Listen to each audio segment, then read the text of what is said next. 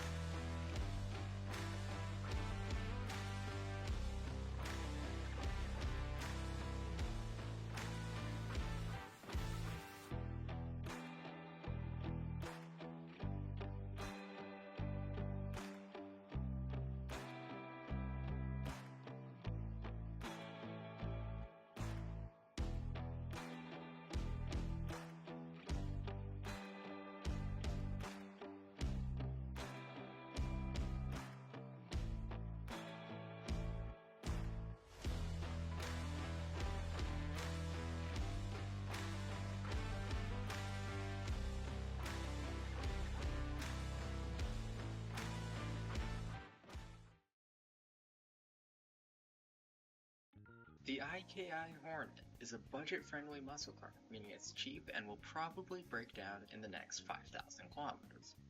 Either that or hit a crowd. The IKI Hornet was made in the Soviet Union in 1970 to compete with the shitty capitalist, the Ford Mustang and Japan's Nissan 240Z. Due to being made in the Soviet Union, the build quality isn't the best and you couldn't buy it with money since it's a communist country, so instead, it costed 50 bottles of vodka and a box of cigarettes.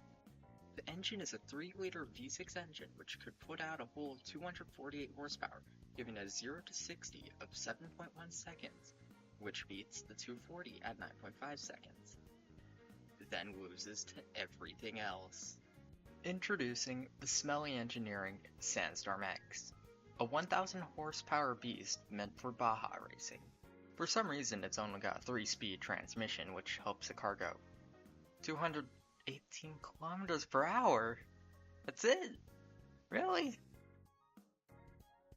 Built to, in the designer's words, destroy the competition, not literally, by way of speed, performance, and aerodynamics. Now I don't know about you, but the aerodynamics aspect? Nah, I don't see it. Honestly, it's probably less aerodynamic than a couch. Not much special about it, it's just a powerful Baja truck shaped like a brick, and let's be honest, horsepower doesn't matter, but actual performance does, which is what I gotta tell every girl I meet about myself too. May I introduce you to the GTE? Apparently designed to be a Zenvo, but it seems completely different from anything the Danish have ever dreamt of. The GTE makes 960 horsepower, which helps it go 400 kilometers per hour, and 0 to 60 in 3.8 seconds.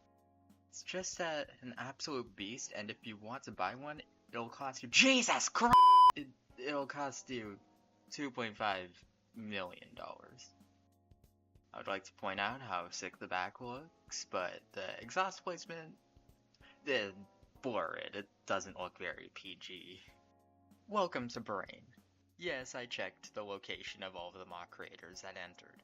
On your left, you'll see beautiful architecture, and on your right, you'll see an all-wheel drive muscle car putting out 800 horsepower wrapped around a pole by a 16-year-old. This is the Anel over Ethon, a retro-style muscle car competing with the powerhouses from the United States, including an electric SUV and the worst Pontiac Trans Am. The Ethon can hit a top speed of 279 kilometers per hour and can go 0 to 60 in 3.95 seconds. So, not terrible, but not great for all-wheel drive with 800 horses. It seems to just look like a Pontiac Trans Am, and to that I say, you are correct. Moving on, from the company recently banned in Australia, called JJ Motors, comes a name that almost compete with the Land Rover Range Rover Evoque 2.0 TD4. This is not a BMW, please don't worry about it.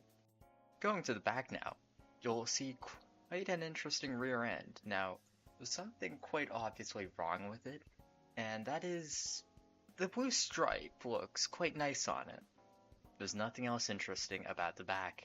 Now, since it's a wagon, it's obviously quite heavy, weighing almost 4,000 pounds, which coincidentally is also the same weight as the average person who buys a Dodge truck with a Cummins engine. Isn't that right, Zaya? From the same parent company as JJ Motors is NJ Motors, a company that made a much more normal looking car which doesn't have twin turbos coming out of the hood. Surprisingly, this is one of the very few cars which have under 1,000 horsepower. That's gotta count for something, right? It can do 9.7 miles per gallon. Point for Flyra. It's got a V10 engine that revs to 6,500 RPM and produces almost 700 horsepower and runs on E85, which is pretty cool, I guess. Now back to the stuff we should actually care about. Introducing the car which doesn't know what to identify as. This is the WB Customs Tornado, a racing limited production sedan with 4 seats which competes with the Tesla Model S Plaid despite having a V8 engine putting out 1,200 horsepower. God help this car. This sedan has a twin turbocharged engine which makes it sound like a vacuum cleaner.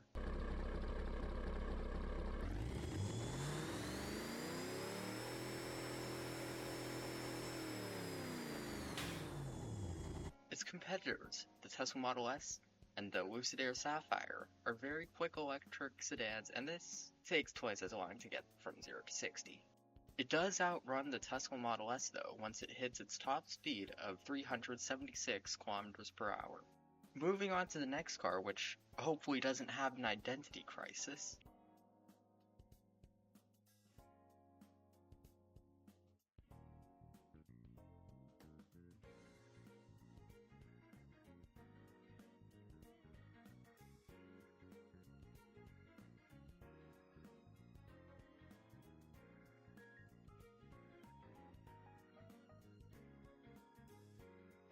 This is the Driftmaster Drifting Spider, an affordable tuner car similar to the Toyota Soarer, Mazda Miata, and Toyota Supra. It uses Toyota's 1UZ-FE engine, an engine originally designed in 1989 and was used for cars like the Lexus ST and Toyota Soarer. There isn't much unique about this car, it's kind of just a Miata alternative from the looks of it, so that's all for this car review. This is the 1992 racer, the Alta Orion Kepler KRC3. Racing in the 1992 Le Mans, it finished first, outrunning the likes of the Peugeot 905 and Mazda 767B. Out of the 3 that raced, they all finished top 10. The first place car, number 0, was driven by these definitely real drivers, which I will probably put on screen unless I am too lazy. Despite finishing first place, all of the Kepler KRC3s were disqualified for having a 6.8 liter engine, despite the regulatory limit being 3.5 liters. The next year, the KRC3 raced with a significantly smaller engine, leading to it finishing in 11th place. The sponsor of the number 0 car was a German company called Siemens. Okay, surely that can't be how it's pronounced, right? Oh, holy shit, it is. Anyway,